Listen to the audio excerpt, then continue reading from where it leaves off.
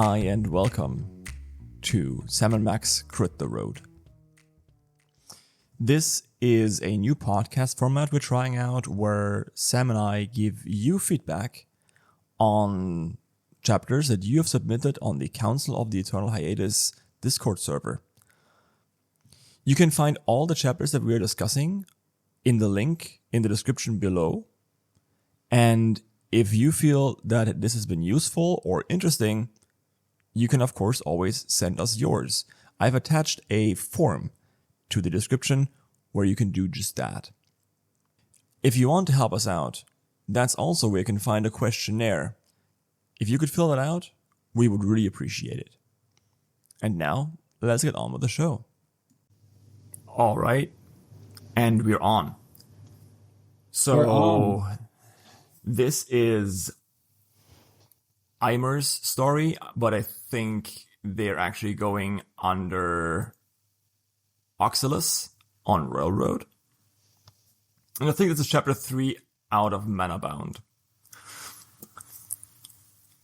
Sam, go ahead.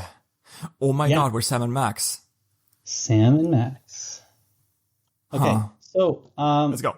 We're going to try and do this one a little bit more structured than the last one, so we can hopefully get through the whole thing in 15 minutes.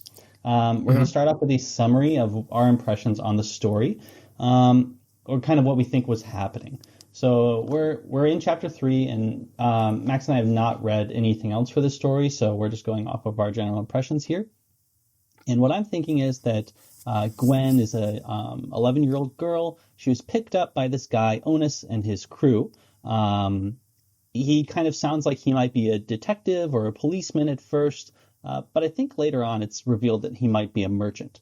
Onus is very kind, and his crew is as well. They seem to listen intently to what Gwen has to say about what happened to her. She's lost her mother, and she seems to have come from another world, which seems to be Earth.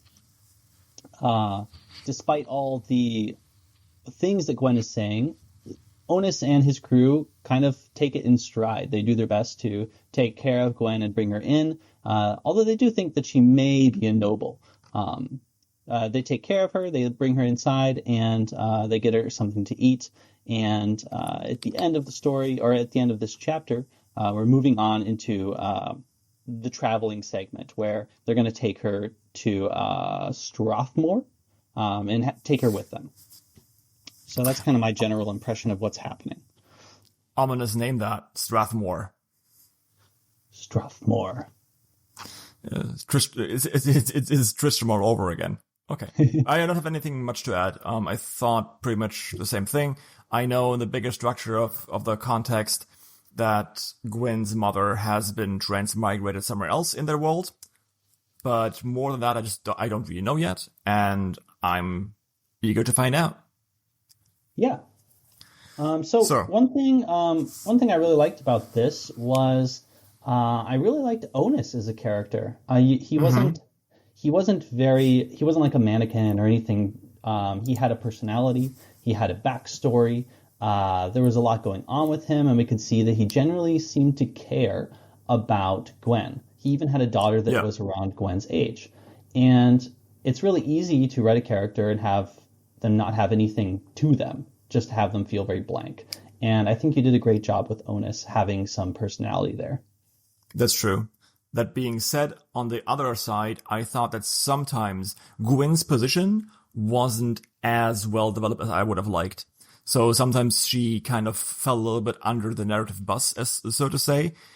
There's an episode where they kind of joke about what she said about cooking with spices and all these different foods that we in our normal world take for granted, and these merchants in the fantasy worlds are out of their mind going like, oh shit, she has like beef every second day, holy fuck, which I think was really, really cool because most stories don't do that, or they do it in a very stupid way, but I think this was very good. However, these characters talk about it, and Gwyn just kind of stays at the side and lets these jokes happen. And to me, it almost read a little bit as though they're making fun of her, right? So they're overpronouncing, oh yeah, you can have beef every day and you have spices.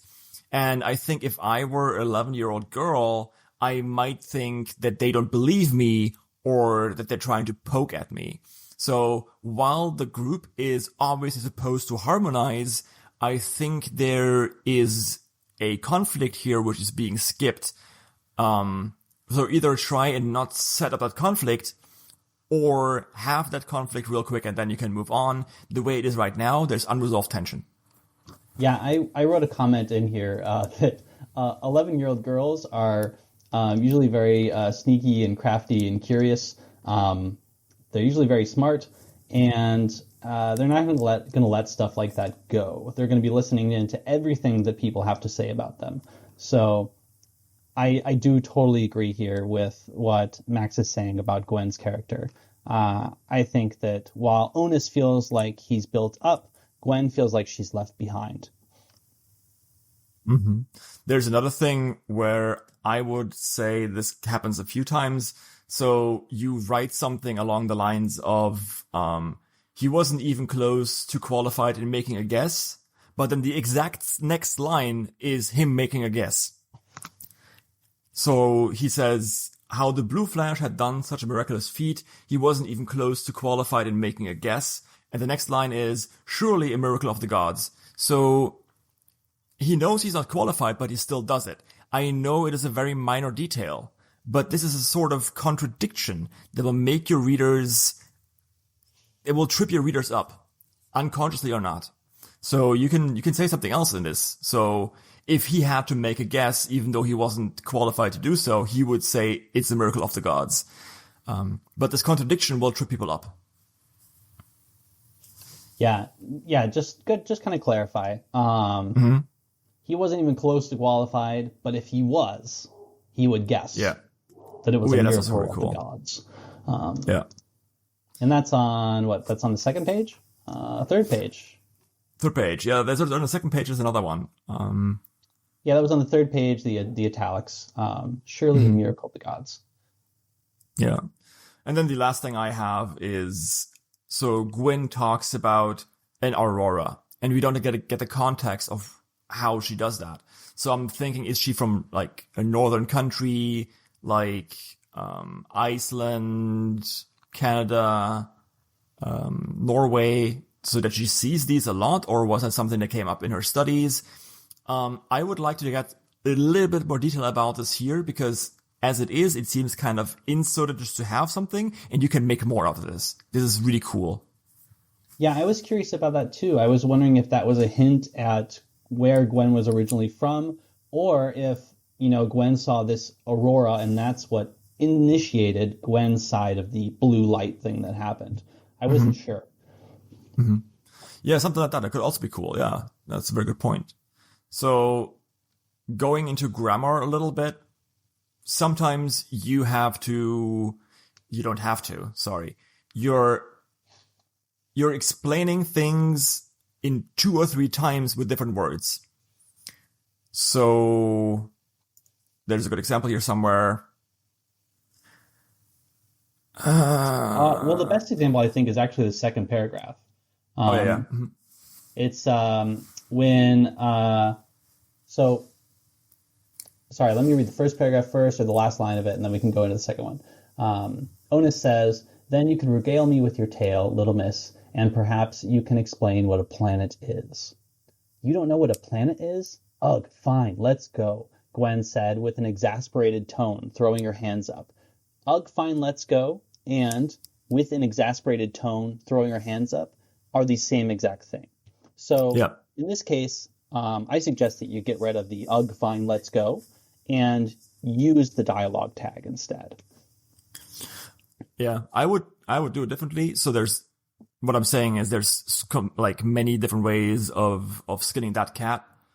I would leave the ugh, fine, let's go, and then I would have her walk towards the wagon. The other thing I want to point out that you do a few times is you have people start doing something. And that often weakens your verbs, even though they are not that weak to begin with. So she walks towards the wagon. But if she's just starting, then she's stopping again immediately. I'm poking fun at this, but it's something you should keep an eye on. Try and look at your sentences and take out as many words as you can while they still taste good. Yeah, I think one example of starting things again is that heading to the wagon. It's kind of like a third, maybe 2/3 down the page on page 1. Onus rubbed his hand through his hair, then started heading toward the wagon with Tanya. Yeah. You can just say then headed toward the wagon, or then went toward the wagon with Tanya. Yeah. Simplification, right? Yeah. On 5 pages, you're using started 9 times. This isn't bad. This isn't bad. I'm not like telling you like your story is bad. Quite the opposite. I'm very intrigued by it, and I kind of want to know what's going on and how these little like group of friends, I guess, is going to continue. But yeah, you can tighten up your words. You can tighten up your prose by getting rid of useless words, and that will make it much easier to read. Yes, it will reduce your word count, so people might get upset with you on Royal Road, but they will stay with you longer. Yeah, I think the biggest thing there for grammar is then just, work on simplification, reduce any signs of repetition, make sure that what you're saying, you say it just that one time. Mm-hmm. Unless you really want to emphasize something, right? But unless you really want to start emphasizing something. Yeah. Do you have any other like key grammar points to add here? I have lots of notes, but it's all in the Google Doc that you're gonna get. And I don't want to make this sound like I'm bashing anything, because this is a good story. I'm very intrigued, and I think it flows well. We've only got a few minutes left here, so let's roll into scenes. I wanted to talk about scenes because I was a little bit confused. I had the impression that there was kind of 2 different scenes happening. One, the story begins when they're not by the wagon. They're talking, and then they go toward the wagon, and then at some point they make food. So it felt like this whole scene could have taken place during the making of a meal and the eating of the meal, rather than this before the wagon, moving to the wagon, and then the cooking of the food. I'd like to see it all concise down into one simple scene here. Mm-hmm. I actually like the movement of it. I like that they find her somewhere by the wayside where the blue flash happened, is my guess. And Onus goes over and finds her, and they return, and they talk about her tale, and then the others meet them on the wayside, and they talk a little bit more, and kind of as they're talking, they're getting lost in conversation. And other people are already at the wagons, and they're cooking food, and they're coming by and giving them food. I think this makes it more organic, instead of them not talking at all, or just talking and then immediately going and sitting down and making food. It feels more natural for Onus to forget that he was about to make food or something like that while he's talking. I think it's a very cool detail. Yeah, I think my problem with the confusion there is I think I got a little bit lost in the movement details. And I think what really matters here is the conversation. So I would have preferred just the simple scene and almost no movement, maybe descriptions about the surroundings, the food, bringing that into the conversation, how people are cooking.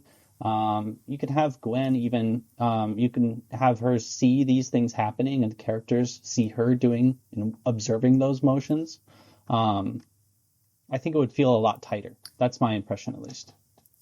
So, yeah, I think, so the point I think is on page 4. It starts with Keston and Rafe, or Rafe. We debated about this before the show. So Keston and Rafe walked to the wagon with some stew and bread. He glanced over and saw the stew pot sitting on the fire on its stand, and then he described what it looks like, which is really nice. And that crucial moment, I think you need to sharpen it a little bit to get people not confused, because we need to know they are at the wagon. Again, remind us of that again, that they are sitting at the wagon and they are talking at the wagon, and then that Keston and Rafe are coming from the fire with the food to join them. Because that was very confusing to me too. I thought, why are these two people now suddenly walking somewhere from someone else with food? It doesn't make sense. And then I was like, okay, cool. Okay, they're coming to them and they're joining the conversation. I'm on the same page now. That clears it up. Yeah. But I would like it better in the prose. Yeah. Yeah, we talked about... Yeah, you go ahead. Sorry, I was going to cut you off so we can squeeze in character details before, because we're almost out of time here. 20 seconds, you go. Okay, character details. We already mentioned most of this because we talked about Gwen and we talked about Onus. I wanted to touch one more thing on Onus. You mentioned toward the end that he's a merchant. I had no idea he was going to be a merchant until you said that. I thought that he was going to be a detective or a policeman because of the way he observed things. Yeah. I thought mercenary with people calling him boss. And because when I think like Wayside and Fantasyland, I always think like mercenaries. However, it might be the case that you explained this in chapter 2. Yes. But also merchants typically don't have one wagon when they have a crew. They seem to have more of like a caravan. At least probably true. 2 wagons, right? So merchant really caught me off guard there. So I would love it if you brought early in tones or like ways that he sees things that a merchant would rather than a detective would. Well, to be fair, he doesn't have the quality of the clothes, things like people person things that are a little separate from detective people person things. Okay. Yeah, I got you. But to be fair, he doesn't have a magic monocle. And what I find is very confusing is that he doesn't have pincers. Yes. Crustacean. Merchant crab jokes for days. Well, okay, that's pretty much covers it for my stuff. Absolutely. One last thing. We both agreed on this. We love the end.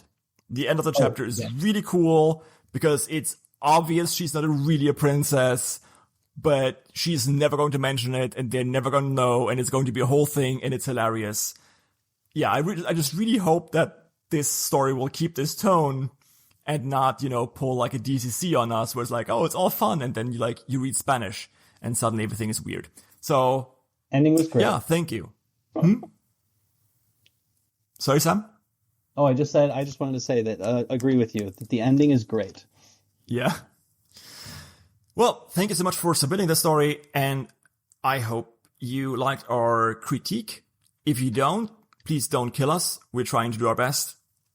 And if you're listening to this and you want to have your novel critiqued by Sam and myself, let us know. We're always open. We're doing this for free, for fun right now, because we want to see if it works for us as a podcast format. And if you want to have even more time, if you want to have half an hour with us or even an hour or go through more of your stuff, you can pay us for that. I think that's fair. Okay. Cool. All right. Okay, hi and welcome. We are back again. Now with a better microphone that does stupid stuff when I do this. Listen. It's terrible.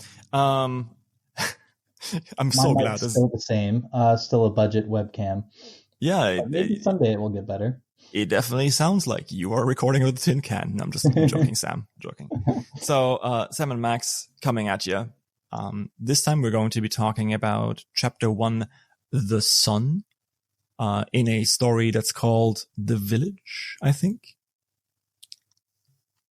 No, the son of Calciniasis. That's a mouthful. Let me try again. The son of Calciniasis. Yeah, Calciniacus, maybe. Oh yeah. Maybe we need to pronounce it in Greek or Latin, but let's get into it. I personally enjoyed the story, but there were some rough edges, like you said. And yeah, we're just going to go over it. So we get a description here of a orgy, or like traditional Greek orgy, in the sense of that there's goat-headed people or goat-horned people, there's wine, there's poppy seed, people are getting drugged, and then they're screwing around, and there's a fire, and everyone's happy and making merry. And then we have a scene of this demigod who is attending that orgy, waking up the next morning with a little bit of a hangover. And yeah, Sam, take it away. Yeah, so we made it through the first 2 pages here on this one, and we kind of stopped there because there were some things that we wanted to talk about in terms of both scene development and story development, and then also the way that the sentence structure and the syntax was written for this story. So we're going to touch on the sentence structure first, because while we thought there were so many really good descriptions throughout these first 2 paragraphs, we kind of got slowed down as we tried to read this story. We couldn't really get into a pace or a rhythm as we were reading because all these kind of descriptions and the way the sentences were constructed made that reading a little slower than usual. We've got a couple examples that we wanted to point out to you. Absolutely. Max, you want to take the first one? Yeah, of course, I can take the first one. So we actually want to start with the very first sentence, I guess, or the very first paragraph in total. Again, but that being said, we did love the descriptions, and I think if you hone them well, these can really carry your book. So let's go through them one by one. Let's help each other. So the first sentence is, music and herbal smoke filled the clearing. I really like that. That's really cool. Mm-hmm. However, there's this dichotomy there, right? So it's music, which is an audible thing, and then herbal smoke, and both fill the clearing. I get what you're doing grammatically. I'm not getting it in what I can't put my mind into it. You know, my mind is not there. My mind is confused now because I'm both getting a sound and a smell or something to see. So that's really confusing me at the beginning. There's several ways of how you can handle this. You can describe the mingling. You can stretch a sentence just a little bit and talk more about how they dance together or something like that. And that will actually, it's kind of like adding a reactive agent to 2 different components, and then they would just kind of flush together, kind of like oil and water mixing. If you add dish detergent, cleaning stuff, dish soap. So we mostly wanted to talk about some of the structures. Mostly we want to talk about your use of the progressive voice. So the second sentence is, the pounding of drums and whistles of flutes cutting through the night like the roaring bonfire the congregation stood around. Sam, do you want to take it away? Yeah, so just to kind of piggyback on the sentence before, we already have music and we already have smoke. So we have sound and we have the smell. And now we're getting more sound again, these pounding drums and the whistles of flutes. So we're getting sound again. So right there, it's 2 things kind of repeated in the first 2 sentences. But the struggle with this sentence is that as you read it, you're kind of getting the information a little bit late. The pounding of drums and whistles of flutes cutting through the night. Okay, like the roaring bonfire, the congregation stood around. Okay, so let me think back to the beginning of that sentence. Oh, okay, the drums and the whistles, they sounded like this bonfire. It makes you kind of pull back as you read. So it takes away the momentum that you have in this first paragraph. Yeah. And also you are building momentum with the first 3 verbs, right? So you have pounding, you got whistles, you got a roaring bonfire, everything's active and lively, and then people are standing around. This is like very, very deep down in the prose, right? But this is what you get when you call for Sam and Max, I guess. You kind of need to maybe have them dance. If they dance, that would be an amazing sentence. But be careful with the progressive tense here, because as Sam said, we first need to know what this looks like. So humans process senses. I think it's vision, touch, sound, smell, taste, I think, in that order. So if you want to describe something, you often start with visual stuff and then go through all the other stuff. And also your main your main point in the sentence are the congregation and the dance. That's what you actually want to describe. I do think that if you hone the sentence for like hours and hours and hours, you can give us that image of just with the words, not by describing it, but coming out of the forest or into the forest, and then one sentence after the other revealing itself to us, and then, oh, there's people dancing. But that's like black belt stuff. That's like Patrick Rothfuss stuff.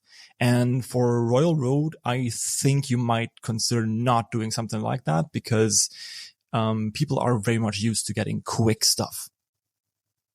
Yeah, I think start simple and then build into those bigger descriptions. Use those bigger descriptions when you really want that punch, when you really want them to matter. As a point of fact, I actually really liked the way your second paragraph starts out. As they drank, more and more of them started to dance, their inhibitions shedding as they slowly let their God's blessing take them. I like that. That's really good, and it's really clear and easy to understand. Whereas with the first paragraph, I struggled to know exactly where you wanted this story to go and what was happening. That being said, we both agreed that we really enjoyed where the story is going. So you have this orgy, there's gods, there's sacrifice, you got sex and blood, and that's always already really good for the kind of readers we're going for. But yeah, the sentence structure again gets a little bit in the way. So for example, one thing you do a lot is you have body parts doing things, and that's very cool. But if you overuse it, it gets very confusing. So you have hands touching, eyes looking, eyes locking, and that takes me out of the scene a little bit, because I have all these disembodied,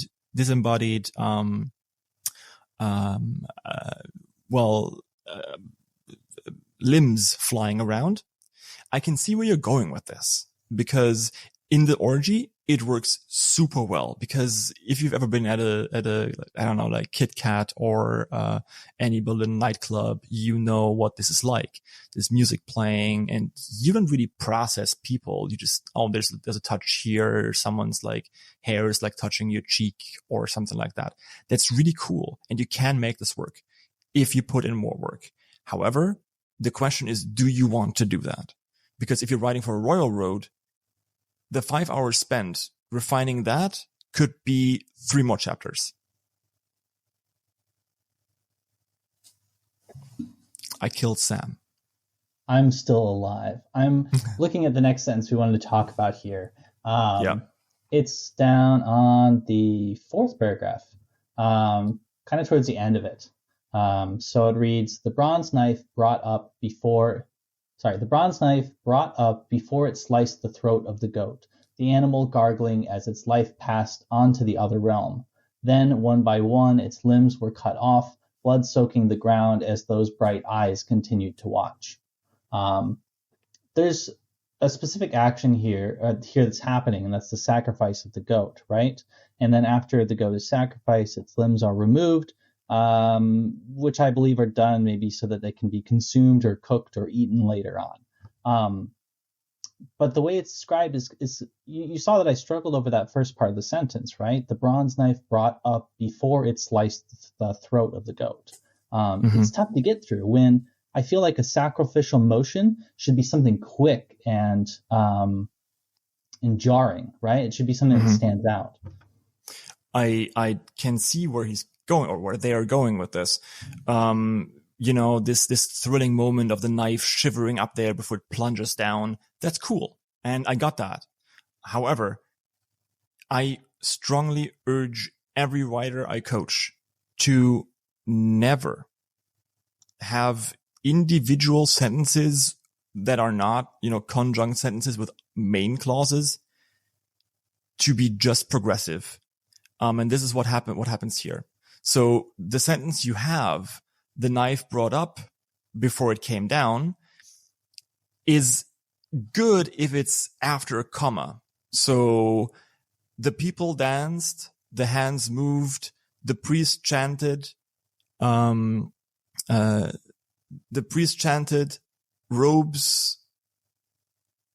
got moved and the knife got brought up and then down. That's good. But the way it is right now, you really stumble over it because you think brought is an active verb, so that the knife brings something. And then you stumble and you have to go back, and then you realize, oh, the information wasn't there. So you need to move on and then go back and then get the sentence. So you need to read the sentence 3 times.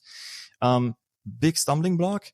Try to make it a lot easier. My general suggestion is write very easy stuff first and then make it pretty, because otherwise you get a little bit stumbles like this. Yeah, I mean, just the priest brought up his knife and slashed the throat of the goat. The animal gargled as its life passed on to the other realm. Then, one by one, the priest cut its limbs off. Blood soaked the ground as the bright eyes of the son of Calcinacus continued to watch. Simple, right? And we can see each piece by piece of what's happening. At this point, I think I also said I'm out of breath reading this. Because what you're doing is you're employing a grammatical style or a prosaic style that's often used in action scenes, right? So you have heroes slashing and dashing and murdering and stabbing and pointing back and parrying high while people behind them fall to the ground and then twisting and turning, right? This is all very breathless. You want to read more. You want to go on. But at this point, I'm getting really not tired of it, quote unquote, but I'm getting to that point where the tension is so high that fever pitch in my ears is ringing above, like, is shrilling in my head, and I want to break. And you're not giving me that until 3 paragraphs too late. So again, very important here. This is not a critique of your story. This is supposed to help you get the correct vehicle to make your story shine. And I honestly believe that your story will shine if you find the right vehicle for it. We have 2 more minutes basically. So do we want to talk about the second chapter real quick? The second paragraph, part of the first. Let's talk about it just a little bit more broadly here. Because I think we've touched on the main grammar points that we wanted to talk about, right? Because we see all these good descriptions, but we're getting kind of caught up in those descriptions. So we want to be able to read through and those descriptions to flow with us. What I wanted to mention was that we have this first page, which is this, really interesting orgy. And then the demigod, Dionygus.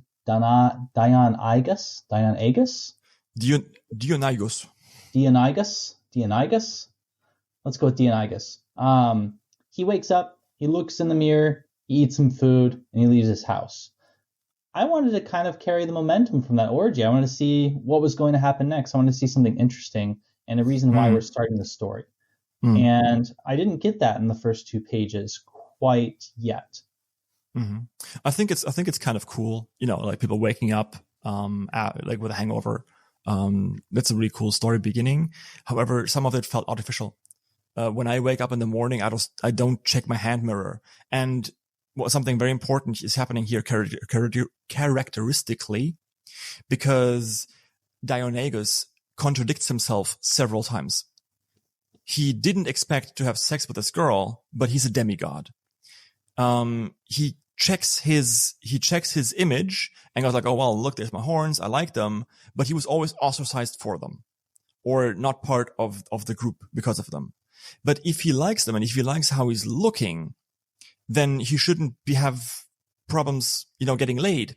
And if he does have problems getting laid, then he shouldn't not have problems with his horns. You know what I mean? Yeah, it is strange because it feels like he likes how he looks.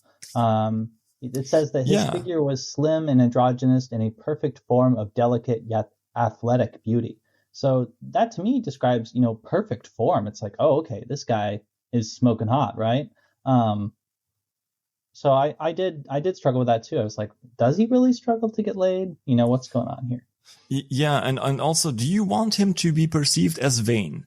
Because, I mean, if you wake up and like you get a hangover, the first thing is like, how do I look? I know where you're going with this, because you needed a vehicle to describe him. or so you thought. You don't. You can just not describe the guy. You can have him bump his horns on the bed, on the head of the bed or something. That's enough, right? Other people can describe him later. So you can believe in the beginning of your story. If you let this flow for a while, you will actually get to a better part quicker. And as Sam said, yeah, so he gets up and he eats some food, and that's good, but at least internally, we need to have some sort of struggle. You will notice that in all those hangover stories, people wake up and they struggle to remember what happened yesterday, or they struggle with their life choices, or with wanting to drink more because they're alcoholics. They struggle. So far we've only had really interesting and good stuff happening, and this guy waking up in the body of a god and feeling a little bit insecure about it for a reason we don't understand. If you give us that reason, or if you give him more agency and something that he wants right from the beginning, that would carry this scene forward much faster, and we wouldn't have to wait for the second chapter, like you said in the Discord thread. Yeah, we're and 18 minutes. Sorry, Max. I just want to add that I didn't get the hangover vibe too much either.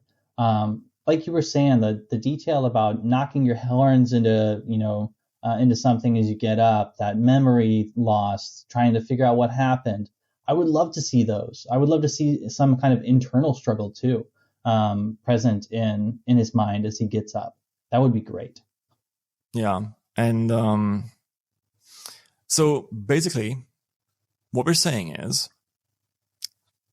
you're writing, and that's good. Keep doing it. I would suggest just keep going.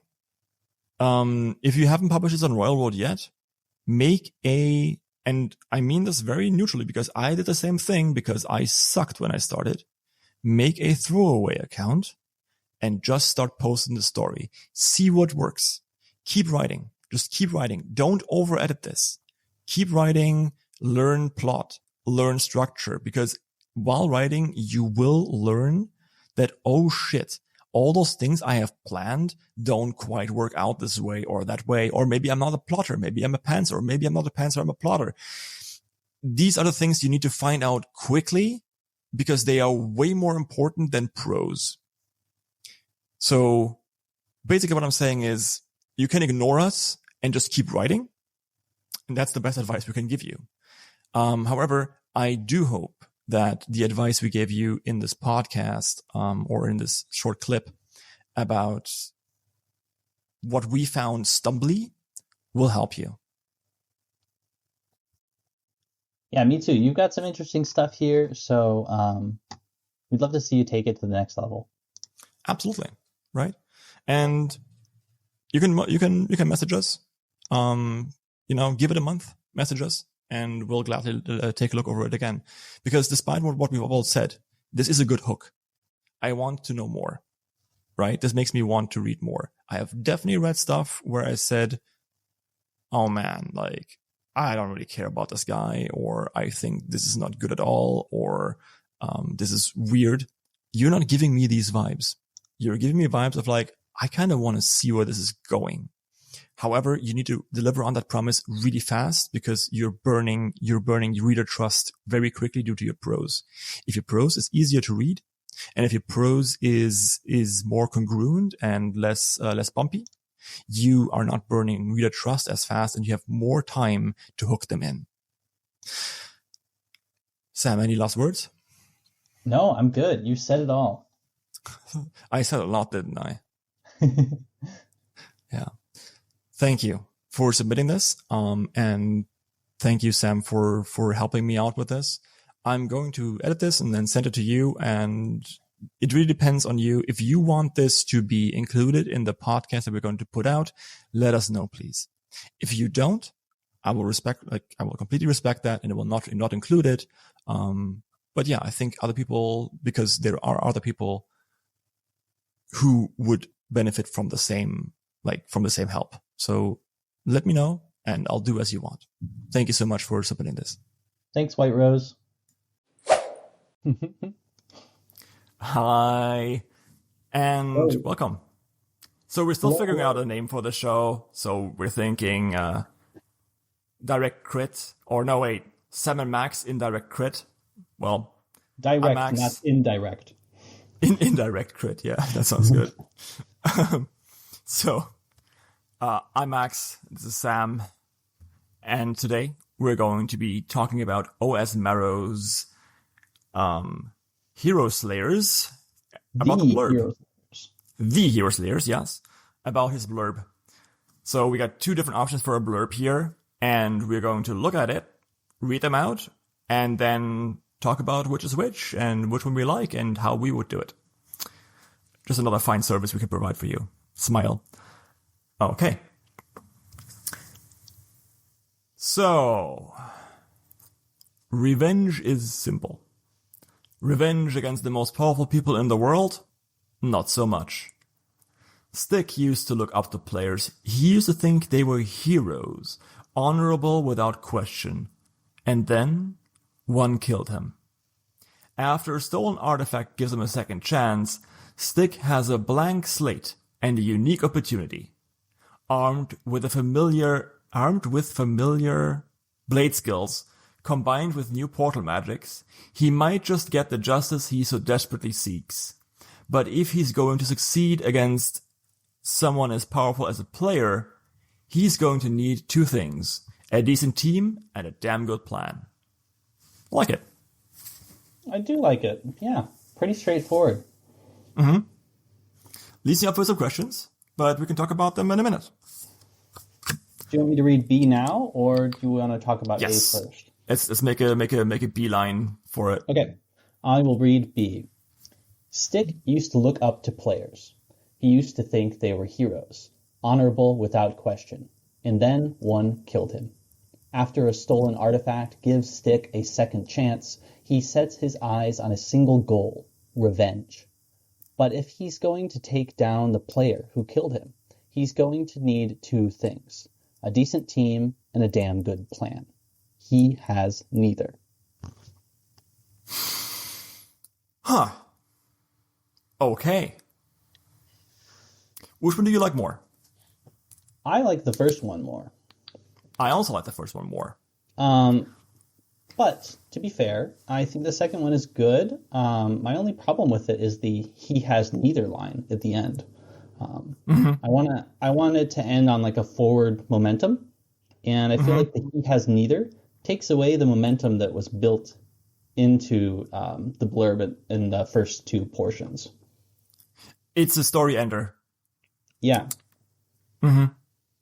So if you end a sentence or a structure or even a chapter on neither, you need to have a lot of momentum that you want to stop cold to make people feel that rush of rapid deceleration. And in the blurb, you just don't have that luxury. That's my hot take. Every word matters in the blurb, right? And Yeah. I think those 3 words are, they're pressing hard on the brakes. So Yeah. That being said, I mean, the first one is pretty damn good. I think OS, you're already using that on Railroad right now, and I think it's pretty darn good. I've seen a lot worse. Remember the first blurb from Merchant Crab? no, it's been erased from my mind. Yeah. I think we use that MIB thing we have in the basement for that. So, revenge is simple. So let's go through it line by line. So kind of see what you're trying to do, and maybe we can help you do it even better, or maybe we can say something that will make you irrationally angry. Both of which are fine, I guess. I don't think we're gonna make you angry. I think this will be fine. So in the first one, you're trying to set up this dichotomy. So you're saying revenge is simple, and then at the same time, but the stakes are higher, so it is not as simple as you might think. Easy. Really cool. Really good idea. I just have an issue in that revenge is not simple ever. Right? So I would disagree with the premise. What do you I think, can Sam? see that. Yeah. Because all of the I was going emotional to say here, context. before we go a little bit forward, with this line in comparison to the B blurb, um, Mhm. this line has something really important: revenge against the most powerful people in the world. Yeah, So it tells us that players are the most powerful people, whereas the B blurb does not tell us that, right? that's true. Yeah, I definitely agree. I But I also agree would with what like you're to saying here know. about revenge is simple. Mhm, mhm, mhm. I would also love to know more about the players. I I know they are the most powerful people in the world, but I think I would love to know more about the world or why being a player makes them so powerful. Are they game players? As in, I don't want to compare it to anything, but just saying Tower of Somnus, for example, where a player has magical abilities that other people don't have in the real world. This is stuff I need to know, or I want to know. I am intrigued enough by the blurb to start reading, but if you can give me just a little bit more, you might sell me even if I'm skeptical. Yeah, and even just this, tightening up this first line here, you can combine all of that into one sentence, right? Revenge against the most powerful people in the world is not that simple. Um, Oh, I think that's good. Something like that, right? And then it goes right into the next line. Instead of using three sentences, you do it in one. That momentum carries forward into Stick used to look up to players. Mm-hmm. So you want to talk about honorable without question? Um, I mean, I have mixed feelings about it, but I think it's fine here. I think it's kind of looking at something with rose-tinted glasses, right? Yeah. I'm just wondering if without question is the right without. Mm, without question. Yeah.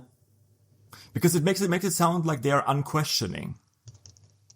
Or no one questions them, which is good, but if no one's questioning them, I would like to have that more explicit. And if they are not questioning anything, it would undermine their power.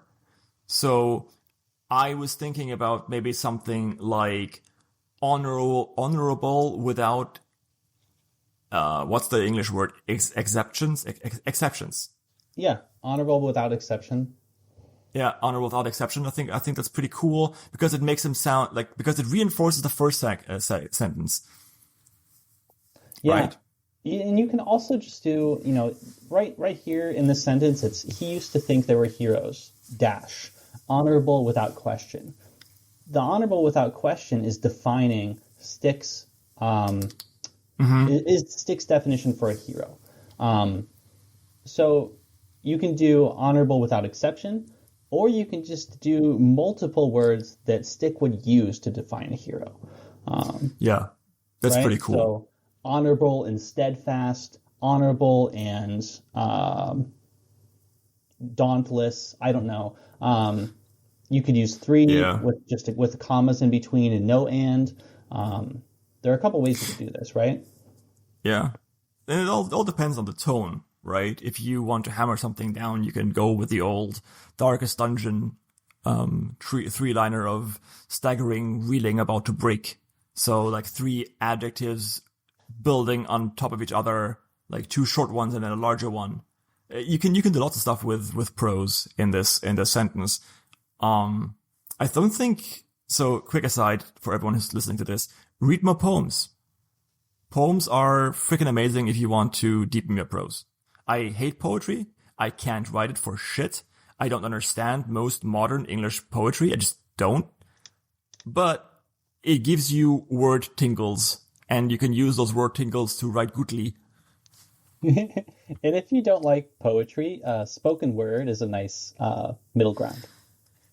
I agree, and spoken word makes me cringe hard. Hopefully it Rap. makes you cringe in a way that gives you, that tingly feeling. No, I Uh, can't. I can't do spoken words, but this is not about that, but rap also works, by the way. yes. So, I Anyways, mean, we'll keep yeah, going here. I agree that without question, maybe you could change that. But I think it's fine as it is. We're kind of nitpicking on this because, like we said earlier, this blurb is doing its job. It is. Absolutely. I would like to maybe change the "and then one killed them," but just say one of them. And then one of them killed him. So, okay, I like thinking about it, I would restructure the two sentences the following way. He used to think they were heroes, that they were honorable without exception, and then one of them killed him. So you have the they, them, and it connects it. Yeah. Okay, Yeah. cool. This next one is where we have like a lot of meatiness.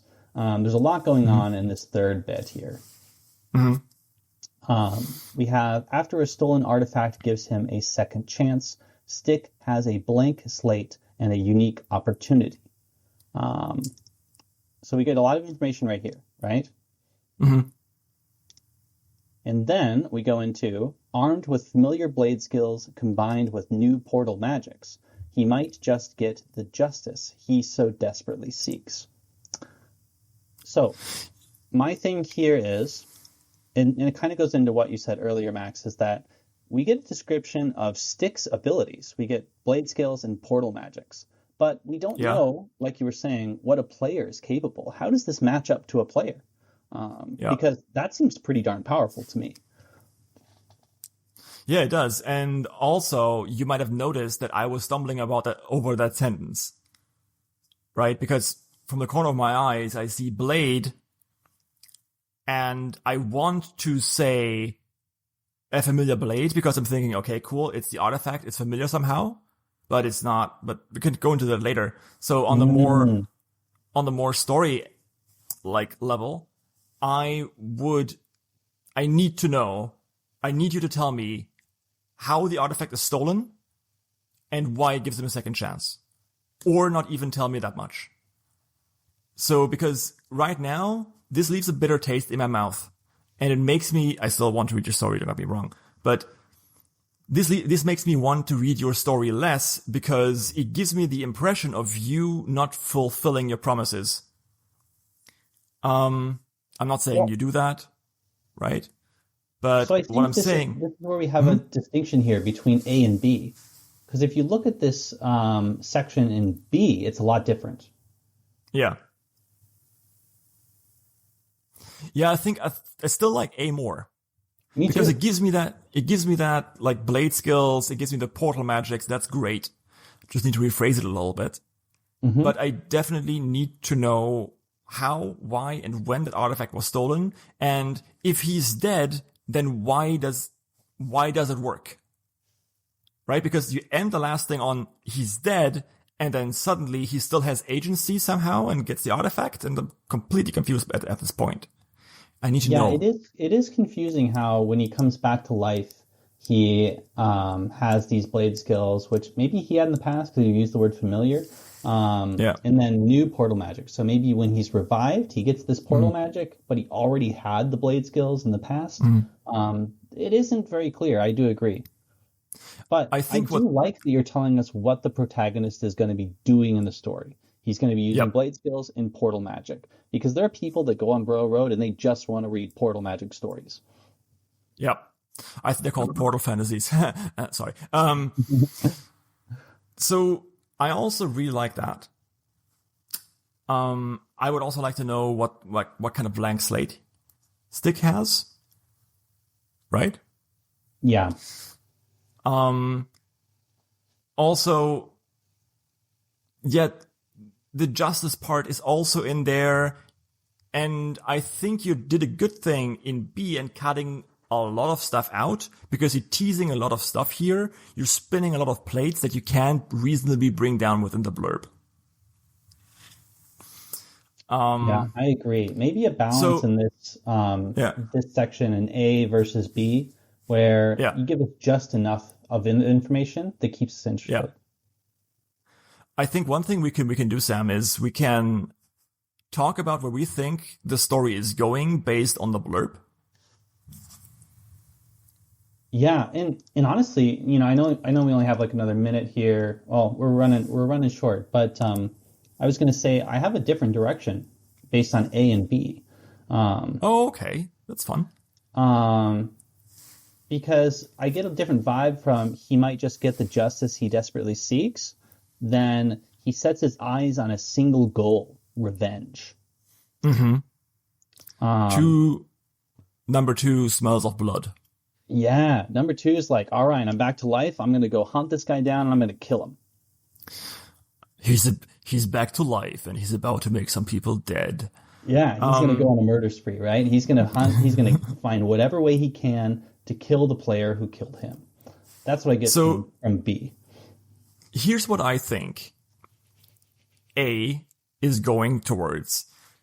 So somehow this artifact gets dropped on him or in him or whatever. Maybe he was killed by a sword or with a sword and that sword gets stolen and his soul is still inside of it, Frostmourne style. That could also be cool. So the thing is, the blank slate is that it wipes away his memory except for the way he died, maybe? But that wouldn't make much sense. So I'm really confused about that. And yeah, so the blade skills and portal magics that he gets from the artifact are really important also. That gives me a little bit of like I'm getting like close to my timeout, so I need to leave soon, so I'm getting rushy. But yes, so it gives me a bit of Reckoner vibes, the entire story. Yeah, Reckoner's... I agree with you about blank slate. I thought memory loss situation, but yeah, again, confusion there is just a little bit. The interest is there though. If it's cleaned up, it could be even stronger. Maybe he literally gets like a chalkboard. That could also be a thing. Okay. But yeah, so last things last, I like the last line. A decent team and a damn good plan. That's great. I would turn it around. A decent plan and a damn good team. But that's because I like team stories. I like stories about people banding together. I agree too. Emphasize the team, not the plan. Yeah. Because the plan makes it so as though the protagonist is the smartest guy in the room, which can be cool. But let's be real. Royal Road has many of those stories. But the thing is, if you're not Rented Ghost Hound or Zogarth or something like that, I think that's loud, Sam. I think Sorry. That's fine. We'll cut it out in post. So if you're listening to this, you're getting the raw data. I really think that I like reading stories about people becoming friends, and I think that's a big hit on Royal Road in general.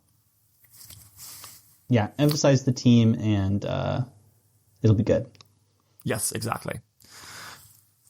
Well, I don't know what OS stands for, but thank you, Mr. Marrow. That was super cool that we got to do this, and I really hope it helped you. If it did, let us know. If it didn't, also let us know. But please don't kill us. We tried our best. And yeah, I'm looking forward to reading your story tonight. Don't hunt us down with your blade skills and new portal magic. The thing is, he won't even have to like hunt us down. He will just portal straight to you. Yeah, it's spooky. It's fucking terrifying. He doesn't even have to do that. Just like a portal opening next to your head, like a blade going in. Yep, that's what I was thinking. Yeah, opens the portal, throws the blade through. As one does. Okay. He's like sitting somewhere on a beach, sipping a pina colada, opening a portal, dropping like a shard of glass inside, and rend someone's trachea. Okay, cool. We're over time. Thank you so much. This is the prologue of Mizar Calf's Scarlet Dominion. With me is Zuzified, or people on the internet might know him as Sam. So Maybe. Yep. I always have to be careful to not call you Sissified. Yeah. All right. I will cut that out. So let's go through it. You want to start us off? Yeah, I'll start off with the initial thoughts since I have those already down. I can tell that this prologue is carefully crafted. There's a lot of great description in here. I'll point right away to the second paragraph at the end, where you're talking about the dragon and its piercing yellow eyes, alight with a fierce and unyielding hunger, seem to take in every detail of the destruction below. I really like those kind of descriptions, and I feel like that was really strong throughout the whole prologue. Definitely. With respect to character interactions, you introduced two characters to us, those being Rhea, the Empress, and Remuria, the Demoness. And they seem to be in some kind of relationship, whether they're lovers or longtime friends. I'm leaning more towards lovers. Definitely. Yeah, with the hands and everything. Oh, yeah. Yeah. But either way, the important thing to me, besides the fact that, they have a relationship, is that they've known each other for a very long time. And I thought it was really good that you end this prologue with a question. But oddly enough, I'm more interested in the question of whether or not Rhea really remembers the reason that they kind of first got into all this than I am the retelling of the whole story. Oh, okay. So what you're saying is you would much rather just say like, yep, and then... Okay. Yeah, I can see where you're coming from on this. So it's good that we're doing it like this because you are way better at doing summaries than I am. I am too scatterbrained for those. I am very good at honing in on small details and basically twisting around words so that they sound a certain way and support what I think is the structure is. For sure. Right? So I got the same impression as you. I also got some serious vampire impressions on the cover, and of course from the description of Rhea and Scarlet Dominion. And Scarlet Dominion, yeah. The cover looks very Dragon Age 2. Yeah. Right? I can see that. Yeah. I love the cover, by the way. The cover is really, really freaking good. So, yeah, talking about it a little bit more, I kind of almost want to go through it line by line. There's something here where some of the description is a bit too verbose at times, and it sabotages the effect that you want to have on the story. So, for example, on the ravaged battlefield, hundreds of thousands of bodies lay motionless, a casualty of the great conflict which had just taken place. Of those two sentences, one can go. So either they are casualties of a great conflict which had just taken place, or hundreds of thousands of bodies lay motionless, period. Because if we know they're motionless bodies, we can infer the rest. Right? Totally agree with that. Yeah. And I'd also just add, this is something that I have a problem with, and I think many other people do. When we're crafting a story, it's hard to get rid of those extra descriptions that we throw in. But often the story is stronger when we only focus on one of those descriptions. It's one thing I think we will be talking a lot about in these podcasts, because there's this scene in The Good Place where a young artist, she's like 12 or something, and her parents are pushing her up the ladder to be an artist. And she says, "I no longer follow objectivism. I trust my audience." So the idea is that the story happens in your mind, and if you need to find that right balance between telling just the right amount of detail to give the feeling you want without getting in the way of people's inner eye, I guess. Right? So yes. If you leave stuff out, you give more room for readers to put themselves into the story. It makes them more invested because they are doing the work for you. You're forming an hermeneutic circle. So the text gives something to the reader, and the reader gives something back, and then the text takes that and gives it back. It's like a game of ping pong that you're playing with months or even years apart. It's really interesting. Yeah, and of course, finding the balance is really hard. So Yeah. I think it's always better to err on the side of having too much than having too little, because it's a lot easier to get rid of the extra than it is to make something new. That's interesting because I disagree. For me, it's much easier to add more stuff than it is to get rid of stuff. Mostly because I don't have much to begin with. But okay, but let's focus back on Mizar's story. In the second paragraph, there is a bit of a doubling of a certain structure. I don't know the Greek name for it, but you're saying its gleaming onyx scales shimmered in dim light, impervious to even the sharpest of spears, and then its piercing yell... God damn it. Sorry. Rolling back. The creature was enormous, easily surpassing even the tallest fortress walls. Its gleaming onyx scales shimmered in dim light, impervious to even the sharpest of spears. So you're both using this adjective or superlative of object structure twice.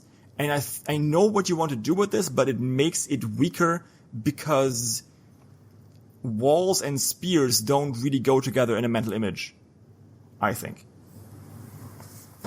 I agree. I think this is another example of description and over-describing, right?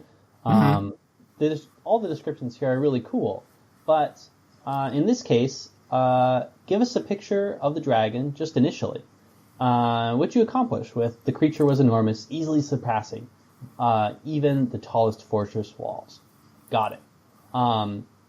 Maybe you can say a little bit about its color there if you needed to, but then you can get rid of the next line and go right into its piercing yellow eyes. And there's a lot of power in that transition. Yeah. If you want to connect its onyx scale to the fortress walls, you can also do that, but I would mash those two sentences together and cut out the fat afterwards. Definitely. Okay. And just on one more note here, first paragraph, you described the scene. Second paragraph, we're getting closer, we're getting to the dragon, and we're getting to the Empress. Yes. So that's nice. Good. It's very, very good, very well done too, right? Because you're zooming out and then going in. And this kind of movie writing is very cool because we're so used to it. One thing in the first paragraph, I would shy away from phrasing like something of something. So you're saying as soldiers bearing flag of the victorious nation trampled over the battlefield. Of course, it's the victorious nation because the other soldiers are all dead and they wouldn't be carrying flags anyway. Right? Yeah, it's just picking out the right things to say. Exactly. Okay, let's move on. Yeah, I'll transition here. We get to the third paragraph, and I made a note in the document that that we were 3 paragraphs in, but I'm not quite sure of what's going on. I understand that a battle was won, and we're looking at the aftermath. And there's an empress and a black dragon. I get all of that, but I don't know why. I don't know what direction this is going. I don't know what the purpose is. And 3 paragraphs in, I feel like I should have a hint at some of those things.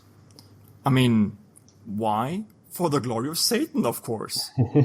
As you will read the story, because I've read this before, you will literally know that to be true. But spoiler alert, I guess. So, I definitely agree with you. I hadn't even considered that. I'm only critiquing that on a harder note here because this is a prologue, and as a prologue, you really need to establish something quickly and establish that purpose.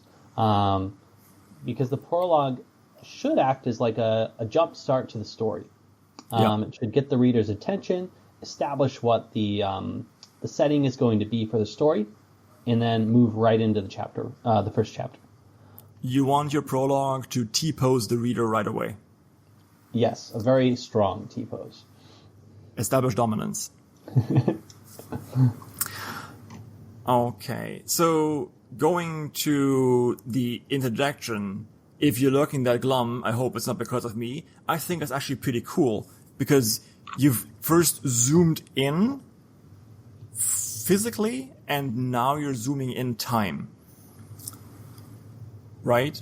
So, yes, there's a paragraph where the Empress is talking or thinking about, damn it, I wish this war would be over sooner. Which doesn't, I think you could workshop a little bit more still, but we don't have time for this. Mm-hmm. So I would rather move on a little bit to the dialogue. So it's an introduction. I hope it's not because of me. That sounds very cute to me. And it forms a bit of a weird interjection when coupled with the next line. The voice came from above. Okay, cool. An imposing figure flew above the Empress. In my mind, I'm thinking of another dragon. Right? That's a good point. An imposing figure would be someone, riding another dragon or a griffin. But instead, we're getting a demoness, which is imposing in a way, but also very friendly and cute. Also, yeah, you know what? I didn't note this down because I was reading the sentence in full. But when I read that first part of that sentence before the colon there, I was thinking the same thing. I was thinking of a dragon in the sky, and I was actually thinking of like an armored male knight or something that was joking from the top of the dragon. But that image was immediately thrown out once I read a demoness. But you're right. Sam? There's a big contrast. Yeah. Sam, are we sexist? No, not sexist. I just thought the tone. Do you know what I mean? The tone's like it's like a cocky, joking kind of tone. Which I would more attribute to like a confident male knight. Absolutely. Like a Sir Dalton kind of character. For me, thinking about it, just stopping there, I would definitely have gone towards the direction of, oh wow, now they're going to have this dragon dog fight over the battlefield. Of course, all this happens in like a microsecond in the reader's head, and then it all gets like that train of thought gets completely derailed by the demoness with curved horns. That is not bad. I want to underline this. This is not a bad thing. It's good to subvert expectations, and I do like the character. I also love the description of it. I think the only time I maybe stumbled a little bit was the barbed tail, which twisted as if it had a mind of its own. It's kind of lots of very short words coming together and makes my mind stumble. But otherwise, I think the description is lovely. And also to say to many she would inspire fear and terror. Yes, this is good. But then I have an issue with, yet the Empress could only see the demon's glamour. So if the Empress can only see the glamour, then why are you describing what everyone else could see? Mm-hmm. And also, is the Empress ensorcelled? Is she under a spell? Is that demon actually evil? Is it a succubus? Lots of questions are coming up here, and they're never really discussed. So I think you're throwing up some plates that you're not spinning. So they're crashing down immediately again. I agree. My first thought with glamour was that the Empress was being tricked. Yes. Also, I think it would be nice if we could get more hints that this is third omniscient earlier. I think third omniscient is kind of there because of the description of the battlefield first. and then onto the Empress. So I would argue that third omniscient is here. Okay, I get what you mean. I think for me, the problem is the shift from the Empress surveyed her surroundings, and then we get deep into her head, and then we're still in her head, and then suddenly we know things she doesn't. Yes, the shift between inside the Empress's head and out is a little bit sudden. Okay, and that's But the I 15 think, minutes. just to kind of transition on, Sam, I think, yeah? it's the 15 minutes. We're done. Well, we Mizar, stop then. we're sorry. We're really bad at this. No, this is the trial. This is the trial.